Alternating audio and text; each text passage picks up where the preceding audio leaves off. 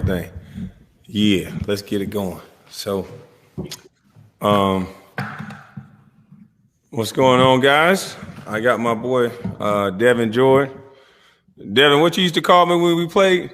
Brown dog. Listen, guys, this is gonna be. I'm gonna just shut up, smoke my hookah, and enjoy my Saturday, and let this man. He told me that he didn't have a big platform, but this is what I've been saying that we need to do around the world. And then I talked to my guy from LA, and he said, "Man, Devin George is doing exactly what you're talking about doing now."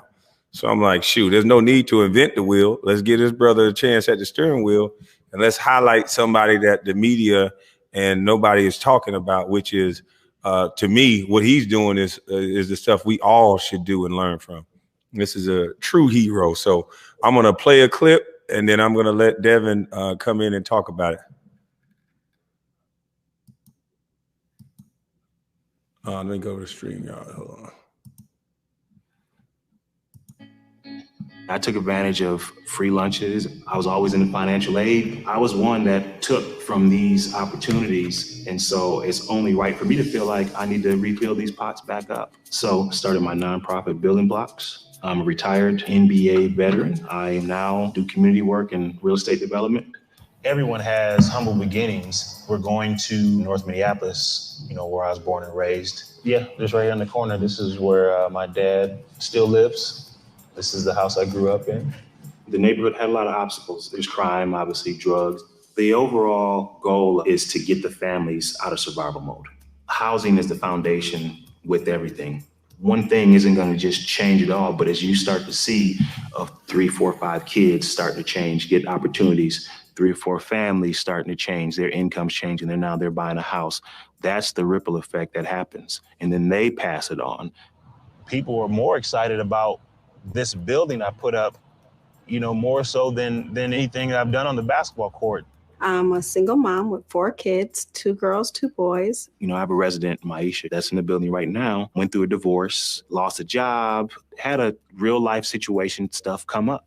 For me, affordable housing means it's an opportunity to start over in life again. It doesn't mean that you're below anyone else. It just means that you're going through something or transition in life, and it gives you a stepping stone to be able to build over again. Take a deep breath, have a place where kids can go. It has a co-op. I can go right downstairs and get fresh fruit, fresh vegetables to juice up. It's a special project, the co-op grocery store that is up and running and going. When you have an underserved community, it's stressful. And so I started my grocery store and a food desert place where we can kind of at least get the ball rolling. And now coming up, she's moving out of the building and she's buying a house. I'm in the process of buying a house again, and it feels so good. When I drive up and see the building, it gives me purpose. This is where it goes down at. And now after the programs, I know what this guy wants to do. I know what she wants to do. Are you on the right path of doing that? Ty, he reminds me of myself, of just kind of how focused I was, driven, good attitude. Honor roll Emmett, that's his new nickname, because he getting good grades. I feel like this building will help me. It'll help me succeed my dreams. Well, he's in a tough situation, but he's excelling. I feel like good going in there. Like I don't have no worries. Ty's getting recognized for being an outstanding student. I want you to have this Building Blocks character award with your name on it. If I'm having a hard day, like it cheers me up. The members cheer me up a lot and stuff. So that's why I like it, because it's supportive. I wanted to make sure you knew. I see what you're doing and I know what you're doing, so I want you to keep doing it. That's what Building Blocks is about, is dreaming about doing whatever it is you want to do and staying on path. Dreaming of being in my own home. Dreaming of having a good, stable job, dreaming of making sure that I'm able to provide for them. Like it's helping me a lot now to learn, because I'm learning new things every day from it. You can actually spread your wings and fly. It warms my heart because I know this building is a sign of hope and help.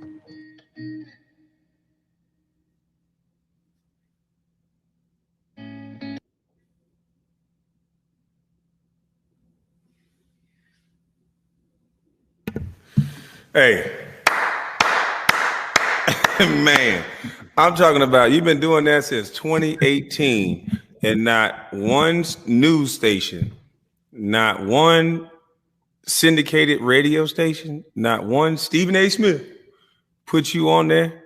And see, this is the reason why I don't like the terminology and the names that they call people just for playing basketball. Because your impact, me and you were role players, but the impact that you're doing right now, this is all-star caliber. So you got the floor. Well, I will say this, that people recognize, like everywhere I go, this is all that they're talking about. When I'm in Atlanta, it doesn't matter where I'm at. In airports, people are shouting out, wanting to dap me up because of this. And they don't even live in North Minneapolis. Even though this is going in other states, other areas, people are excited about what's going on and what I'm doing in these communities. And so, but it's not told on a larger scale. I never really had social media. I never really document what I'm doing when I'm in the midst of it. I'm never thinking like, okay, I'm about to go help the kids. I'm about to do this. Let me document it. Let me take a picture. My mind has not really been there. So that's part of the reason. But at the same time, I appreciate you shouting me out. And I appreciate you giving me, throwing that on your platform. Man, I want you to tell them some of the things that you were telling me, because if they don't start following you, then you can come up here once a week or whatever you want to do and start telling people and start sharing and getting videos of the things that you're doing. Because what you're doing is the blueprint and the things that I was talking about. I'm trying to coordinate like a national shoe day or shoe drive where we give these kids some shoes, because you know how it is when you grow to 14, 15, you can't just go in the store and buy these shoes. And a lot of these kids now, I don't know what they're eating, but big feet. I'm telling you, it started really, I wear 15s, but it really started with Chuck and in the barbershop back in LA. Him, hey man, bring some shoes. And I'm like, who are you giving these shoes to? A 14-year-old. 14-year-old wearing my size. And so these kids are getting big now. So yes, every little thing helps. And one thing that you said is, you said, man, I want to do exactly what you're doing, but I'm not doing it on a larger scale. It doesn't matter. Most people think you have to do something large or something big to make an effect. It'll happen, especially whenever you're doing what I'm doing, whatever he's doing, and we collaborate, we work off each other, we build off each other. That's what's going to make a difference. So people shouldn't really say, I'm not going to put an 88 unit building up there with commercial space. I'm not going to do it. My impact isn't going to help. If you putting one unit up, one center up, it's helping. So don't be discouraged by the level and size of what you're trying to contribute to our community doing. And man, listen, I have these talks. I know people say, oh, he just got to social media. He's doing this for the drama. No, I use the drama to segue into this. See, I know dummy. Mama Cooking told me. Like, I always knew that I had a bigger purpose. And it's like every time I wanted to go, lose it on the court for how they was talking, my mom be like, oh, boy, this ain't what this is about. Like, no, you be quiet. And so now I think, I'm here to connect people together like yourself. And we in a beautiful space right now. Ain't nobody talking about us but us. Ain't nobody fighting with us but us. So if we can stop all this fighting and do what you're doing, and we got football players all across the country, that we can stop putting money up to our ear and go put it to the city council and go down there and come up with a business plan, then now we can duplicate what you're doing in all these opportunity zones. And the government has the money there for that. So I don't understand why we're shouting and running in the street. We need to be doing what you're doing. So I salute you. And anytime you need to come on this platform, and tell them how many cities that you're planning on doing this in. Well, right now, I got projects going up in New Orleans, Augusta, Georgia, more projects in Minneapolis. That's where my hometown is from. That's where I'm from. That's where my biggest brand really is in Minneapolis. Most people think, we're a bust or we're this or we're that or whatever. But where we're from, we have a bigger brand, not a national brand, but we have a brand where we're from. And so those are the cities that I'm in right now, but more coming. Because the word is starting to get out, and a lot of players are calling me saying, hey man, I want to do this. Can you pick up your building and bring it to my neighborhood? Because it's not a North Minneapolis thing where I'm from in my neighborhood. Those buildings and those developments and the philosophy can go in any underserved community. And that's pretty much what I've been doing, is duplicating it, just picking the building up and following that same blueprint in all the states. So are you saying you're willing to share this blueprint that you have with other athletes and other players so they can stop hollering and use that income and use their foundations to do this in every city? Yeah, absolutely. So I really let them know there's a few things. It's an investment. We're investing back in our community. But at the same time, the ownership goes a long way and it helps solve the problem. So me having ownership in all these buildings is I make the decisions on who can be in or not. I can look over people that have felony, bad record, that happened back in the day. And that's what people don't see is they don't see those boxes being checked. They don't see the communication with people saying, hey man, if I don't get this apartment, I can't see my kids. And then I say, oh, okay, well, you look like my cousin, you look like my uncle, whatever the case may be. Or people don't see those situations, understand the ownership of that. And then really the hiring. With these developments, I got to hire. Hire people. There's job creation. And then with the commercial space, so it kind of goes all in. I'll give you an example. I got a young brother, Sammy, in Minneapolis. He's going to have one of his restaurants on the first floor of the building. So I'm showing the community the velocity of money, how that works. So the young man that you see on the video just right now, I'm having Sammy hire him. So when Sammy hires him to work at his restaurant, that money goes into his pocket. If that money goes into his pocket, then his mom or him come back to Sammy's and buy a sandwich. So the money comes back to Sammy. The money Sammy's paying me for rent, it goes into my employment, which people look like him. Okay, when they get their paychecks, they go back to Sammy and give him the money he just gave me for rent. So just the velocity of money, we're understanding that and why it's important for us to support all of our businesses and how when one of us raises up to another status, that builds everybody up. And so those are the things I'm working on right now. It sounds like you're redoing Black Wall Street. That's what it sounds like. You're putting what we need in the community, and you're not hollering and shouting. You've been quiet. I haven't heard from you since we played together. You haven't heard from me either. Yeah. But I've been, slowly behind the scenes. But now I understand, like, it's time to network. It's time to build. That's our purpose. And I think we getting distracted with following all these groups when the group is us. It's we the people. If you can take care of your neighborhood and then spread that love all across and give that blueprint, because a lot of these guys, they didn't know this. And instead of buying these pretty cars and going to the club every other night, you could be investing in your own neighborhoods, your own future, and then you could still get those pretty cars because, you're investing back in your future. So I'm sure it's lucrative to do it, but you got to do it in a way where, like you said, you can make an impact on a man being able to see his own child. Yeah. And that's amazing. Exactly. And that's the part that I look over, and that's the part I have a heart-to-heart, a real good conversation with them. Once it kind of gets past to a certain point where they're denied getting in the building, the ladies that work for me on my staff, they're in tears, with hearing the stuff when they have to deny people or whatnot. But there's some that just come across, and I have to sit down with them and say, look, you have many other opportunities and chances. I'm going to give you one chance here. Right. Have you mess up. You got to be away from the people you were. I got kids in the building and stuff. Anything disruptive, I'm getting you out. So, but it's worked out. Those people have turned into my biggest allies of like helping me out and the building. And when all the stuff was going on, they were the ones looking after me, having my back because I gave them another chance, that they needed. And with us owning this stuff, we can do that because it is a problem that when they get out of jail or if they have a situation, if you check that box when you're going to rent an apartment or get a job or whatever, it's just an automatic no, unless the people that are in power look like you, or their uncle look like you. Some of these people look like my family members, so it's only right for me to reach out and say, you know what, I gotta bend on this one.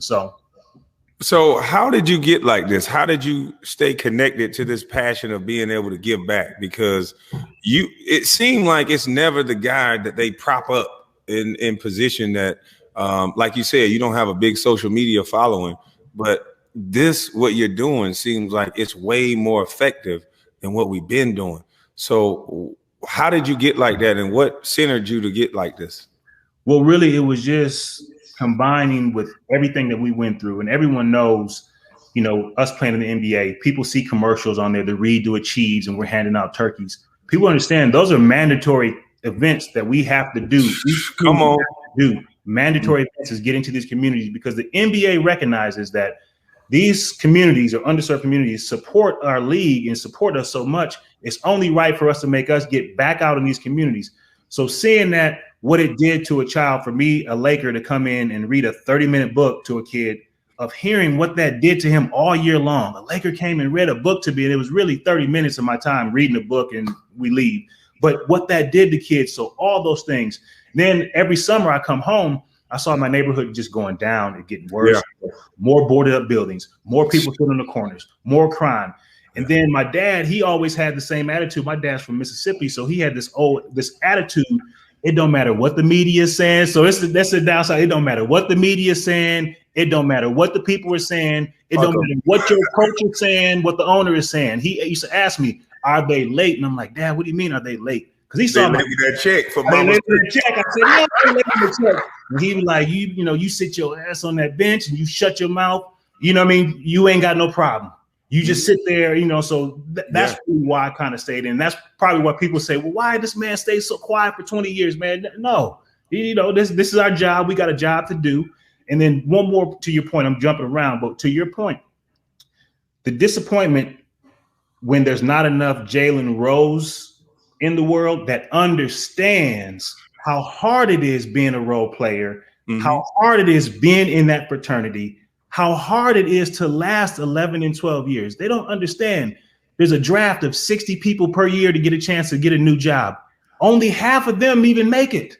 So about 30, 40 jobs, and there's only 400 people in, 450 players. So people don't understand how hard of a job it is and how many people. So the disappointment doesn't necessarily come from the people that didn't play, but the people that did play, you understand how hard it is to have a productive stat line when you get thrown in the game for 2 minutes, taken out, thrown in here for this, taken out. You only get one shot in the first quarter, and then you get another one in the fourth quarter, but you missed it. You weren't in the rhythm. But people that play understand how hard it is to jump in the game. I always tell people the game is like a treadmill. It's on 15 at an incline. When you get in the game, you got to build and get going. You ain't know I'm gonna just go up and raise it up. It's already gone, so you better get your heat patch ready. Everything. You used to have them thing wrapped around your whole leg. You know what? Hey, hold on. As you get old, like Carlos, I need that heat pack. Somebody pick up 2 fouls quick. Man, I'm about to get in this game a little bit early tonight. So I want you to tell them about this. Tell them about battling through injuries, because I don't want to talk for you, but I think you had a foot injury or a toe injury or something. But it was a contract year. You still had to play. And you trying to, stay out there. But the fans don't know about that. Tell them about the injuries and playing through injuries. People don't understand how much wear and tear playing in the NBA takes on your body. From a game, you have to jump. If someone says something, it's like climbing up a ladder, jumping off a ladder of a 2-story building 65 times. How you would feel the next day. Yeah. Like this, you got to get up. You don't got to go 65. You got to go up. You got to climb up 20 times and jump off. But the wear and tear, and I always unless you Kwame if you was young. So when I retired, man, I had parts of my body that were the age of a 65-year-old person. Here I am, 33. So people need to understand the wear and tear on your body and playing through injuries. This is our job. We have to perform. And if you're out there, no one cares if your ankle, if your shoulder, if this is hurting, if your fingers, if this, whatever it is, if your back. Because you make money. Remember, Stephen A. made it all about money. He humanized this and made it like, they make money. You can't just do this. It's like, dude, this man's foot is like swollen. He just had a cortisone shot. Yeah. He's fighting for a job. Yeah. He tried to feed his family. He just had a kid. Like, are you crazy? No one understands. It's just the outside, but people that are in the locker room know my foot looks like my ankle is the side of a grapefruit. I'm out there playing, but you gotta get through it, But the money doesn't make that go away. Right. You just gotta take the heat that comes with it. So so that's it. But going back to the blueprint and why I started, going back home, seeing and where we're from in our cities, everyone that's doing social work, principals, teachers, whatever it is, they're always saying, "Hey man, can you come talk to my kids? Come talk to my kids. Come say hi to my kids. Just come and pop in. Just come." So as I'm doing that, I'm going to visit after school programs and noticing there's kids missing at a time. And at these after school programs, the after school program was at the school in another location. So I'm like, why are they missing? Well, I come to find out, the kids there's no stable housing. They're staying at auntie's house tonight, mom's boyfriend next week, grandma's house next week. There's no stable and they don't get them to school. And then when you have young kids, that's on the parents. As you get older and kids can walk and drive and skip school or whatever, it's a different story. But when you have young kids from kindergarten, 6th grade, and they're missing weeks of time at school, that's the household. Yes. I said, Why don't we talk about the household more? I've talked about that for a year on Facebook and everywhere else. And at that time, I didn't have a big following, but I've been speaking about this for a while. I was a child in that situation. So I know it's about foundation, and you're in real estate and you're in building. If you have an unstable foundation, can any program, can anything that you send a kid to work with an unstable foundation? It can't. That's why I said I want to do housing first to be the stable and the foundation of it. Because if you don't know because basically we're coming in, our message as professional athletes, eat vegetables. You see, I'm big, strong, and tall. I went to school. I got an education. And you're talking to somebody that, one, don't know where their next meal is coming from, or two, don't know where they're living. So really listening to what I have to say. So that's why I said, let me get my own housing where I can start housing people and families.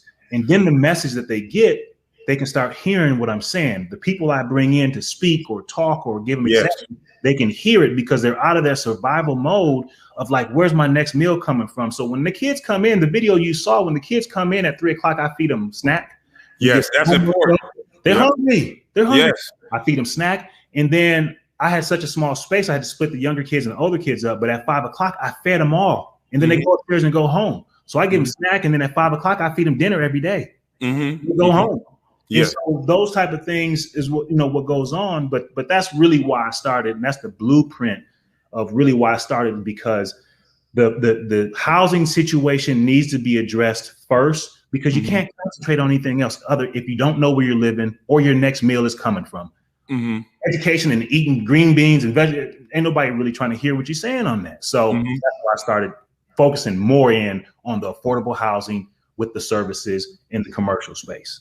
And man, that's so beautiful, because that's my thing. It's like we're watching America do this all the time. They're taking neighborhoods, they're gentrifying them in neighborhoods that you can't walk a dog or not get hit with a stray bullet at certain points. And I'm not going to even say what color is in the neighborhood, but when they gentrify, all of a sudden they bring in businesses, they bring in things that the community needs. And next thing you know, we have a police presence and everything is safe again. I think with what you're doing and what I'm trying to do, we can control our own neighborhoods. We can feed our own community. We can house our own community. And a lot of the women that I have staying in my apartments, they already have stipends in Section 8 that the government pay. So let's like you're doing, let us build the communities, make it safe for these women and these children, and let's allow a boyfriend or a husband or whatever else, because they need that family structure, in my opinion. No, I agree. The development and the activity of us getting involved in our communities does help with the crime. It gives people other options. It gives kids other options that take up their time. And then it also brings in people that have something nice that start policing this ourselves. For example, the corner that I tackled, it's 2 blocks from where I grew up at, but I tackled one of the hardest, crime areas in North Minneapolis. And I said, if I'm gonna make an impact, I'm gonna just go right to the heart of the problem. So both of my developments are right there on the heart of it. But as I started, it was, I got alerts from my phone because I'm in California a lot. So I get alerts if there's a police call, if there's something there, I get alert to my phone, what's going on. And after a while, once the developments got up, I had to check with my directors, like, am I still on the alerts? Because I haven't got any alerts with crime of people, the police showing up and whatnot. And they said, no, it's just really, you're still on, but it's just kind of went away. Because why? Because there's activity going on. It's not vacant corners. There's kids coming in and out of the building. So there's people and the elders are saying, hey, this right going on over here. That's what's important. Program coming over here. Moms are trying to watch catch the bus right here. Not here. Y'all gonna have to move around or move. And so it's kind of one of those things. The men of the neighborhood, once you build something like that, they will help and assist you to protect what you built. And they have. And I have to hone it in a little bit, like, hey, just don't hurt them too bad. I got some young guys in the building. Deputize some of these boys. Dragging people out and doing too much police. So I'm like, man, just I understand. But for the kids, we need that type of response, because there's been kids getting shot through the windows of houses and all that. And so the areas and the things that I'm trying to build, that should not be tolerated. And there ain't no such thing as snitching and all that when you're not a gangbanger and when you're not a street dude. It's a community. And if you want to do all that, you need to take that somewhere else. It's kids here, it's mothers here. And we got to stand on that as men. And women should support that as well. Because what you're doing, I mean, I want you to right now, you need to shout out your foundation and how people can get in contact with you. Everybody needs to be talking to you at this point. Man, go to buildingblocksmn.org. Buildingblocksmn.org. And all my information is on there. And it just shows, you can get in contact with me, you can shoot an email. It kind of shows our programs, our philosophy, what we're trying to do. And so it's I appreciate, man, you bringing me on, and we'll be in contact. But because I'm supporting guys too. I look over other stuff. Guys send me things, information. How'd you do this? What route did you take? Does this look like a good deal? Yada, yada. So I do all of that for guys as well. Professional athletes that want to do this thing. So anytime, send me your stuff, what you think in planning, and then I'll shoot it. And again, I got a project going in Augusta right up the street. So yeah. Oh no, we coming to see you. So that's the part too that really gets people is once I got the model up, when I brought people in to see the program, see who's helping, see who I have to hire, see what the people look like that's benefiting it. They leave. They're like, no, I need this building. Yeah. Pick it up and bring it back to Georgia. Pick it up and bring it to New Orleans. I want this whole thing. And so that's basically what I've been trying to build. Because I'm right now with my team, they're doing the design for the building. They're getting everything, the programming and stuff set up. Some of the stuff is separate, but I would love to compare notes and I would love to look at what you got going on. Because like I said, I have 21.9 acres in Brunswick that I'm trying to dedicate to these kids and maybe building a warehouse, some football fields, and something that we can get some residual income for these kids to feed in maybe a trade school or something, some coding, something for the kids. Because the things that are positive and the things that you can look at in real time for as coding, I don't understand why we don't have that in every school. It's just we don't have access to those resources and those things and that information. And that's a language that we at least need to introduce to our community, because that language is going to be spoken going forward. And we have enough money to put we have enough money circulating out of our community to put some great coding schools and have teachers there and have a warehouse where we're teaching kids trades. Yeah, because that's my thing. If you're a man or a woman and you have 3 trades, can't nobody silence you. Nope. You can do whatever you want to do. You are the job. And what's going on now is everything is going to a place to where we have to work for someone else. Yeah. I don't want to work for somebody else. I'm retired. A lot of these guys going to get jobs for somebody else. It's like, that doesn't make sense to me. Can't do it. We were employees. Pretty much. You'd be here at time, get here at 10, get on the plane, get here. Yeah, that's over with. I'll be there when I get there. How Kanye said, you can't tell me nothing. But look, I wake up, I get on my tractor, I do whatever it is I feel like doing. But I just want everybody to feel what that's like. And that comes through hard work. I've been working since I was 14 years old.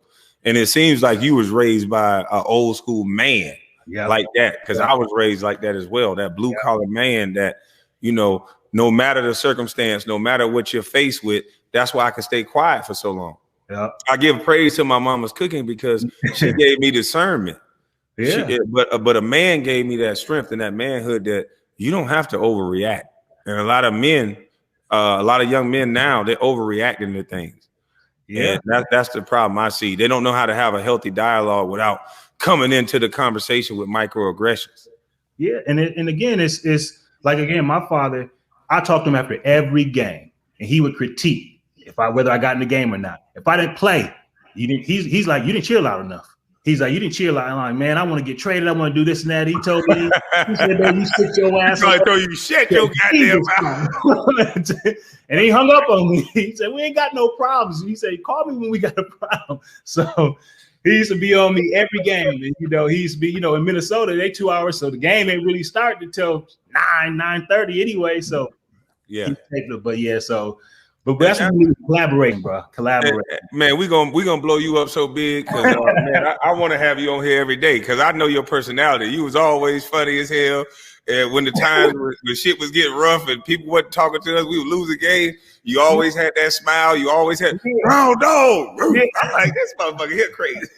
But look, I'm gonna leave you with one last story. People ask me the same thing. They said, "Man, what's up with Kwame? Man, I didn't know he was that funny. I didn't know he was this." I said, "Man, that dude is hilarious. If it was quiet, I would be the one in the locker room to start some stuff up. We get in there, talk about, I ain't gonna mention no names, but your next door neighbors. I said, Kwame, man, I'm coming over tonight. You like, nah, ain't gonna be no parking, man. There's a party going on over there." Then LeBron getting on me because hey, you starting stuff. Quit instigating. Quit getting Kwame going. I'm like, nah, I just want to know. So people finally get a taste of like our personalities and what we do in the locker room, and because they don't want to talk to us after a game. They want to talk to other guys. The cameras are all up the other, two other guys in the locker room. Yeah. But we got jokes and we got stuff that we do in the locker room. We know how to speak and talk. But yeah, so collaboration, man. Let's collaborate. Collaborate. Everybody. Anybody's doing stuff, call me, let me know, email me. I'm there. My team is helping out, whatever it is. If it, so anytime. Man, hey, listen, I don't think you understand how powerful this is coming out of a pandemic and just highlighting what you're doing in a time in America where we have these opportunity zones and the information is there, but our community seem to not pay attention. So maybe they need a little kick in the ass, and hopefully me and you can do it by just showing them the motto of, hey, this is how you do it. And I always, like I said, man, everybody tried to make this thing about basketball.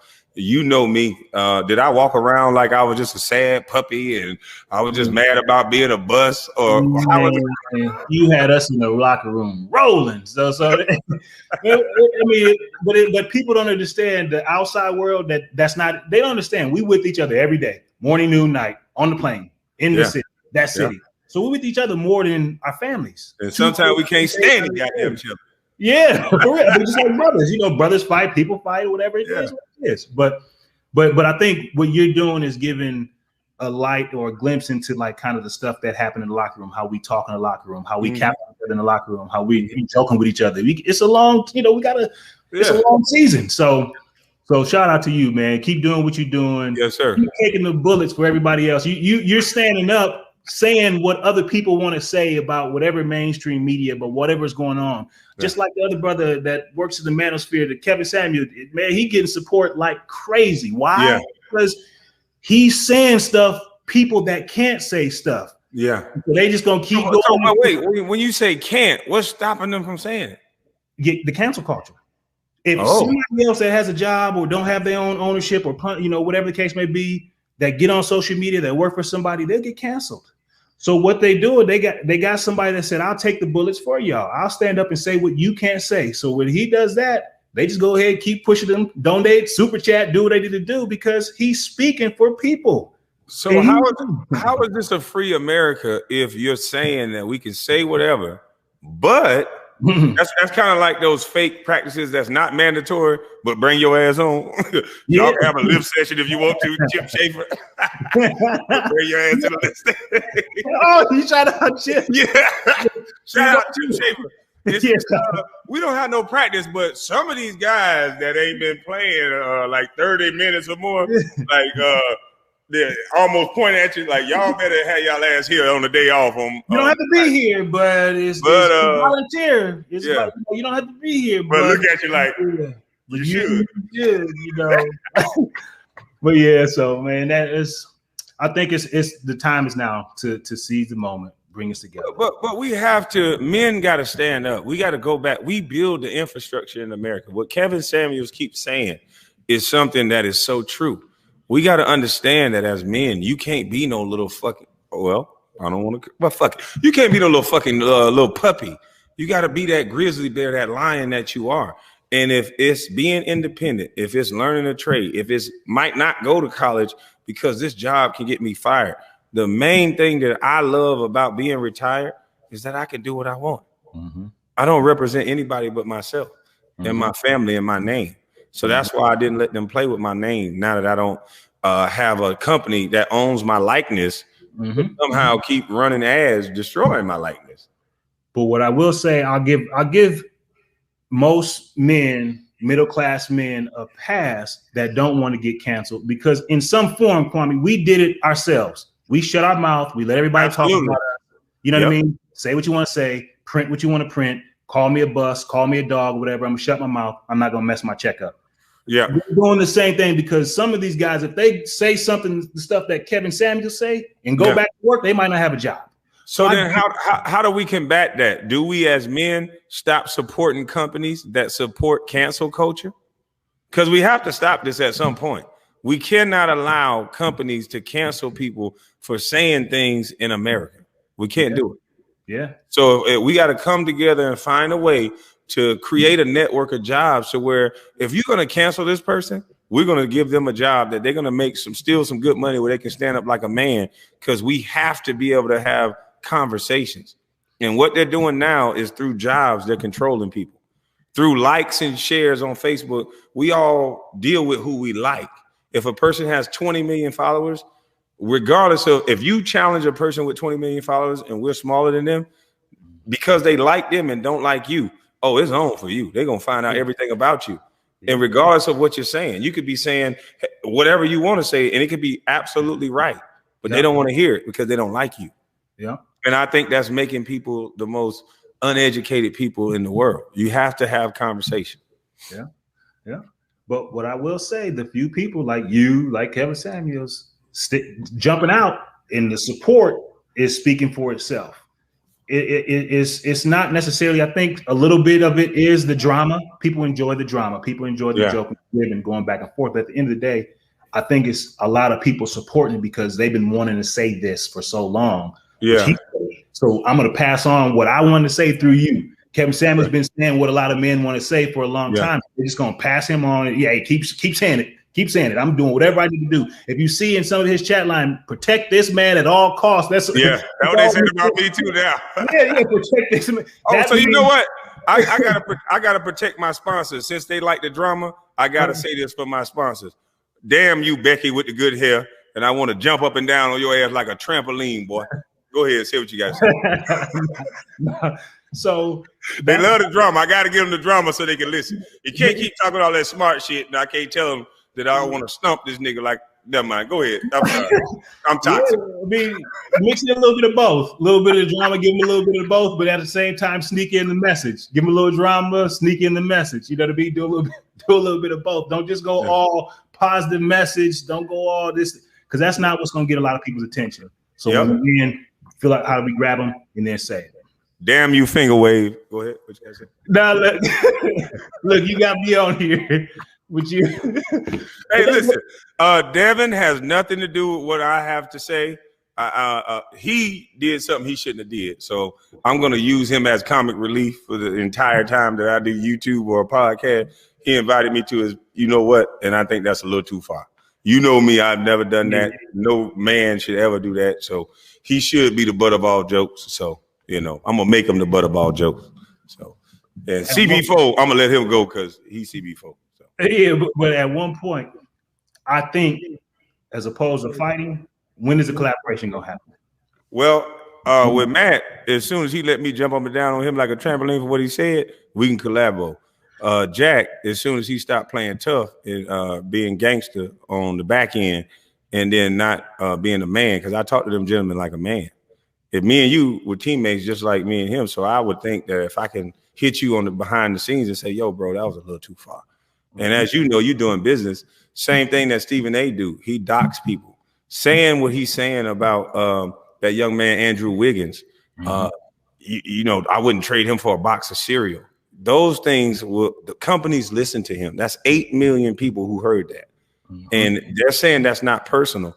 That's taking money out of people's mouth. And you gotta make sure we stop creating these personalities and give them a stat sheet and let them learn the game of basketball from a perspective that we know it. That guy that comes in the game, that energy guy, that knocking everybody around, those Reggie Evans of the world, shout out to Reggie Evans. Sometimes what he does don't end up in a box score, but what he does is way more valuable than the person that you think is the best player on the team. You need a guy like that. And so it's brainwashing these young kids to disrespect. A lot of celebrities don't come back to the neighborhood because of how we treat them. You know what I mean? There's several stories that you can point out that celebrities were in the neighborhood, and even me now. Now that I'm speaking out, people are starting to ask, well, he a celebrity, he this. Where's the celebrity air that you breathe and I breathe? How come everybody else get to breathe the air we breathe? Where's the celebrity embalming fluid? Man. Where's the celebrity gravesite? Where's the celebrity jails? They locked me up. I was in there with everybody. I was running the holding cell though. I'm telling you, I only been past nigga. It couldn't nobody get no water when I was in there. I was in that motherfucker for 3 hours. Ain't nobody drank nothing. Look, to your point, man, I will say this. The one thing that I will say that we usually don't do is I've been supported by our community. Yeah. You know what I mean? Usually sometimes, celebrities or other people, they come, what's your motive? What's this? They know I don't really have to be doing that. This is a passion. I'm really trying to help our community. I've been supported by our community like no other. And so what I've been trying to do is say, okay, the same support you give me when I put these smaller Black-owned businesses in these commercial space, give them the same love. Just go spend your money there. It'll come back to you. Just trust me. Go spend your money there.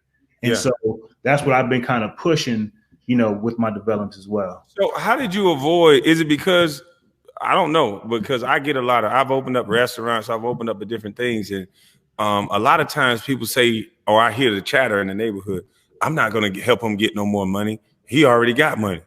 But then they'll go spend their money with Gucci, Prada, and all these different places that's owned by white folks. I don't get it. Why do we think like that about each other? You know what? I'll tell you this funny story. That's sad. So my dad's a community guy. He ran the neighborhood bar back when we were coming up. And so it was a black liquor store and there was a white liquor store in our neighborhood. He bought all his supplies and everything from the black liquor store. And at the same time, so there was a guy who said, hey, can you give me a ride to the liquor store? So he's going to Staten Liquor, shout out Staten Liquor, he in business with, but he gives a ride there and he's like, oh, no, man, I don't go shop here. He said, what are you talking about? He said, his is cheaper and it's a black man. He said, oh, no, that nigga ain't getting no Cadillac off me. My dad said, here's the deal. You're going to go in there or you're going to walk. One of the two. And so, but that's just our mentality. And then another example.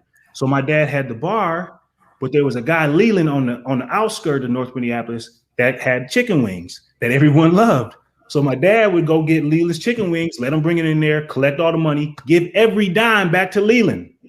And so I said, Dad, you didn't charge him no fee? He was like, no. He's like, because I got the chicken and the beer. He said, so when they come in, I ain't had nobody come in and buy no chicken wings and not want nothing to drink. He said, but I'm collabing with him to make my product better and to help him. Mm-hmm. So we don't have that mentality anymore. We're so worried about, let me get my percentage and not understanding that it will come back. Me helping you get your development going, it will come back from some form of way to me. But we want a direct correlation of like, I'm gonna help Kwame. Well, what am I gonna get back? What do you do? Don't worry about that. It'll come back some form of fashion in another way. And so that's what we need to do is collaboration, build each other up. And before I got on with you, shout out to Star. Star is an elder, and that's what I said. We need to connect these young people back to elders. He understood that I only been on YouTube for a week and a half, maybe 2 weeks at most. Mm-hmm. So when he got on the phone with me, he just chopping it up. What can I help you with? Da, da, da. Literally just giving me a breakdown of what I need to do. And if it wasn't done, he showed me and told me how to do it. So that right there is just like, man, I appreciate that. He didn't ask me for a dime. He didn't have to do that. And I'm guaranteeing that somewhere down the line, I'm going to pay it forward because I've been doing that since I got on YouTube. I didn't have, my boy told me what you was doing. I said, I need his number. You know what I mean? I always have respect for you. I didn't know you was doing this. And I think the media, and this is what I'm here for. I've been saying we need to connect people together that's doing something other than shouting in the street. And so me giving you this platform, I'm not looking at it like oh man, I'll just help out Devin, this and that. No, I'm helping these kids because what you're doing can help kids all over America. And why reinvent the wheel if you already have a model that's already set up? That's my thing. Everybody want to stand on top of somebody's shoulder and be the big guy. If you really have true intentions in paying it forward and helping these kids, then you wouldn't do that. I don't never do that. No. And so you've been quiet long enough. I think you need to, it's time for you. You got to take this thing on the road. Yeah, I am. I'm better at documenting some of the stuff I'm doing, but it's still it's an afterthought. I'm like, oh man, I ain't getting any pictures, or I did this, or I didn't get any video clips or whatever, where I can upload or share or whatever. It's still an afterthought. I'm just the work. These young kids, they right there. They better at the camera than me. Yeah, and most of the time, the stuff I get is from somebody that was there. They took a picture. Hey, can you send me that picture? Can you send me that? Let them young kids do what they do. They know how to do all that good stuff. Let them. They know that technology. That's your base to take pictures of everything and document everything you're doing. Employ them kids. Oh yeah. So man, listen. Whatever I can do to help you, whatever I can do to make it bigger. I got some things going. I'll collab with you off the scenes. And like I said, I want to bring some people around you and we can kind of learn from you. We can kind of show you what we got.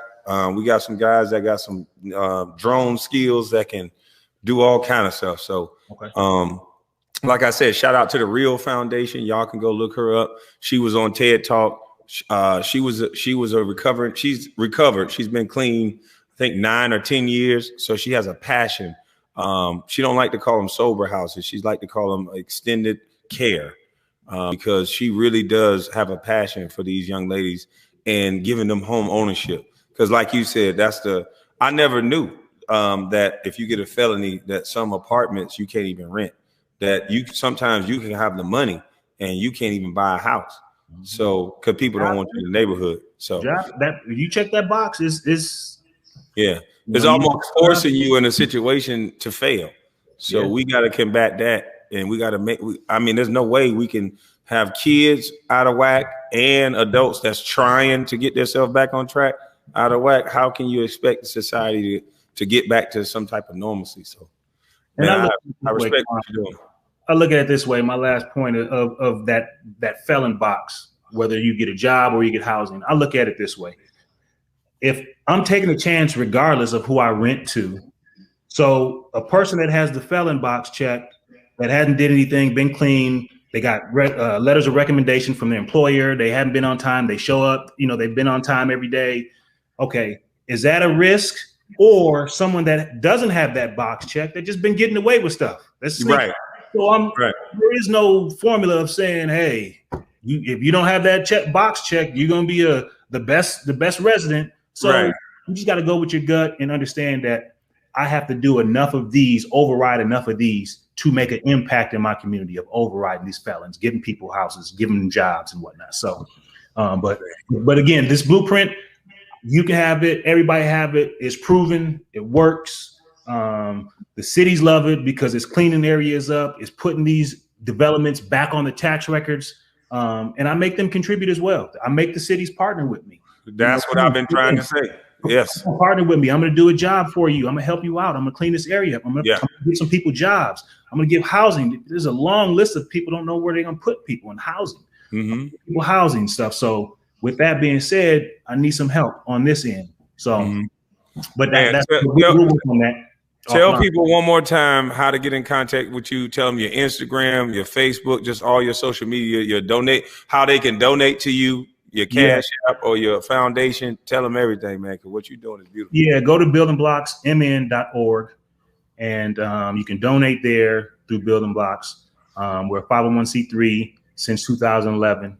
Had my audits every year since 2011. Everything's transparent. My Instagram is embarrassing. I don't even know it, but I do have one. I got one. I had somebody set it up for me. But I don't say that again. So just look under Devin George. If you see me with my kids, that's me. But I do got the check mark, the little blue, the blue check marks and stuff. I don't have no check mark. I don't need validation. I did get verified or whatever, so I got the check marks on my stuff. So Facebook, Instagram, Twitter, I do have it, but I don't know. And so I'm gonna start checking that regularly and trying to reach out and trying to post stuff just to kind of get it out, because I do have to do a better job of at least explaining or showing some of the stuff. No one's, should be coming to Minneapolis to see, what are you doing? Follow me around. I have to let it be known and start getting some more stuff out. Now, is there any other men that are doing what you're doing that's helping people, or just any Black-owned business that you want to shout out right now while you have this platform? You can shout out anybody you want to shout out so people can direct people to their Instagram or whatever you know about these people. Man, I'm first really Sammy's Avenue Eatery. It's in Minneapolis. I'm gonna shout him out. He's gonna have another location, a second location in one of my buildings. And he's gonna have cater services. He's gonna be hiring, kids from the community, adults from the community. So that he's a part of my model. But along with all of these developments I have a lot of Black-owned businesses, architects, and trades and construction workers that come along with this package. So when I'm doing these $20, $30 million deals, they love pushing my project because they know they're going to have some participation on those projects. Okay. So that's another difference too. When I do the developments, it's pretty much Black-owned and a lot of minority participation from the architects to the lawyers to the tradespeople. Everybody is involved in benefiting off that project. And so that's one. But so go support Sammy. Look him up. He's doing something right now with Baron Davis on some network. I can't remember, but he said, building. Go ahead, put it out there. I don't know what it is, but he texted me. He said, Baron Davis said, "What up?" I said, "Tell BD what up." But they're doing something, some kind of food network or whatever that they're doing and showing Black-owned businesses and something like that. So go look up what Baron Davis. Shout out to Baron Davis. Yeah, shout out BD. I don't know what it is, but I think stuff like that needs to be highlighted, supported. And people need to be going out looking for it. So okay, but yeah, man, like I said, man, you making my skin crawl. You making me want to just be there tonight and be there ready in the morning. But everything takes time and a plan. But man, I'm ecstatic. I'm excited that you are willing to share. So many people that have your blueprint. That once you get a light set, they just want to keep it to themselves. To me, it's about paying it forward. And I salute you. I respect you. And anytime you have somebody you want to shout out, if my platform continue to grow, you can always shout them out on here. And let's keep collaborating, keep building. And anybody you connected to, connect them with me, and let's build this thing for real. Yes, sir. Before I go, I got to do one last time. Brown dog. Salute, right, my brother. Good talking to you, man. Yes, sir. All right. Oh man, that's what I'm talking about. Listen, man. Man,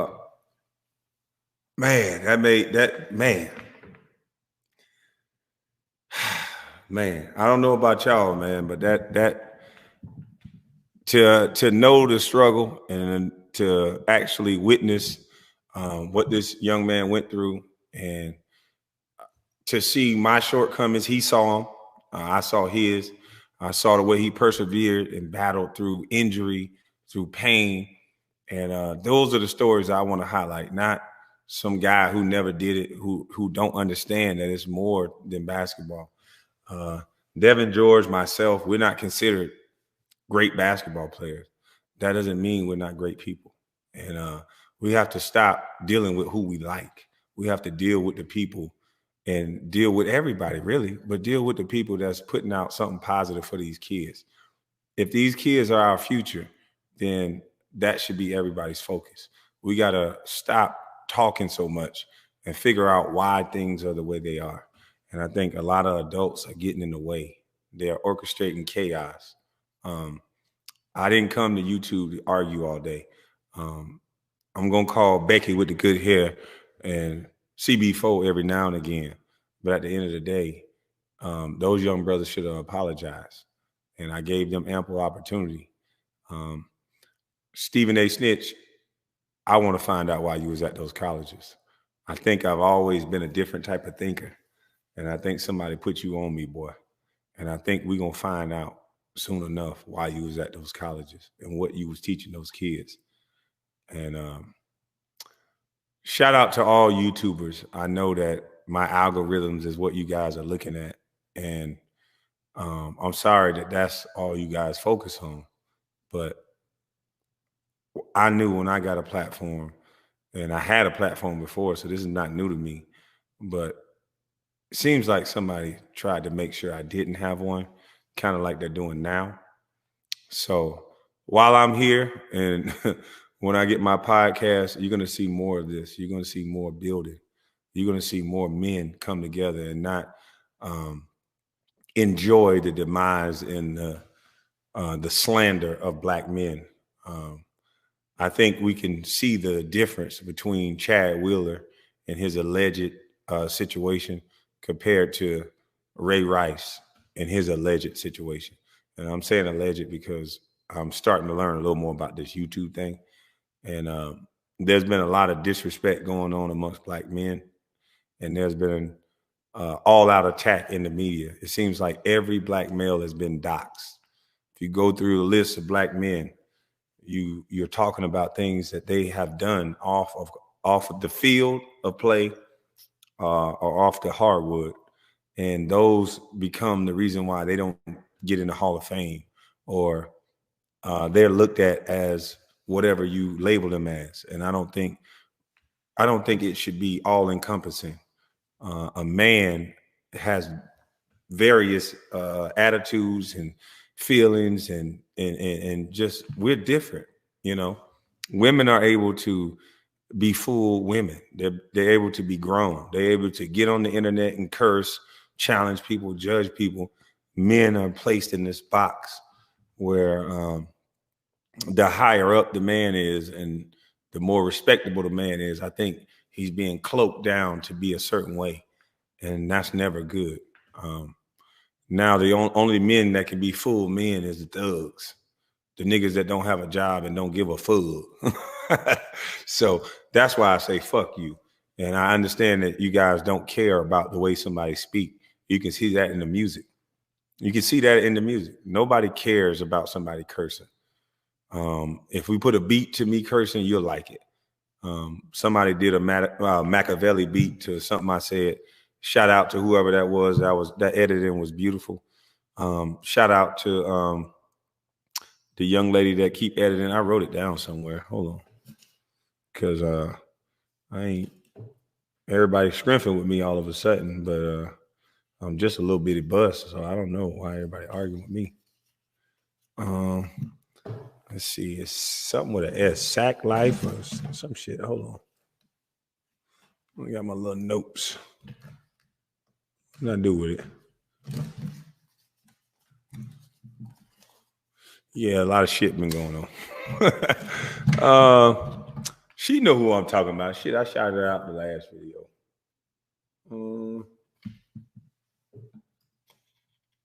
Sorry about that. I can't find the thing that I've been writing on. I've been having my son help me out, trying to incorporate my boy into whatever I'm doing, because he needs to see an example of how to be independent and how to kick somebody draws in their ass when they keep fucking with you. So I think I'm doing a good job of that. I showed him a quiet confidence, and I showed him what happens when you don't leave somebody the fuck alone. So everybody that's out there that wasn't believing in what I was saying, I still respect you. I still salute you. Like I said, this is bigger than Kwame. I said that since day one. If you look at it when I got drafted, I've been saying it's bigger than me. So I respect y'all. I salute y'all. Y'all have a blessed night. I'm about to enjoy my family. Gone. Mama's y'all like that shit. Mama's cooking. Oh, shout out to everybody that sent me some equipment. Trust me, I'm going to put it all together. I got a lot of shit going on. I'm going to put it all together. I'm still trying to jump on my tractor in and out, catch my son up with manhood and all the stuff I'm doing. So it's kind of hard to juggle all this stuff when you only became a YouTube sensation because you was arguing with Becky with the good hair. Two punks on a podcast that they don't own, that they think they bad motherfuckers. But anyway, I'm going to keep doxing you niggas because y'all. Anyway, keep it positive. Thank you, Devin George. I hope we can, well, I know we're going to collab, and I want to be able to take this thing around the world. You NBA players, you football players, you baseball players, y'all have been put on notice. Y'all not going to be used to shout in the street no more. Y'all not going to be used as pawns no more. If you really want to help and you really want to make an impact, you're going to have to come sit down and holler at people that want to make an impact without all that drama. And this is what I'm going to use my platform for. And you guys have a right to use your platform for whatever, but this is what I chose. So salute to everybody. Good night.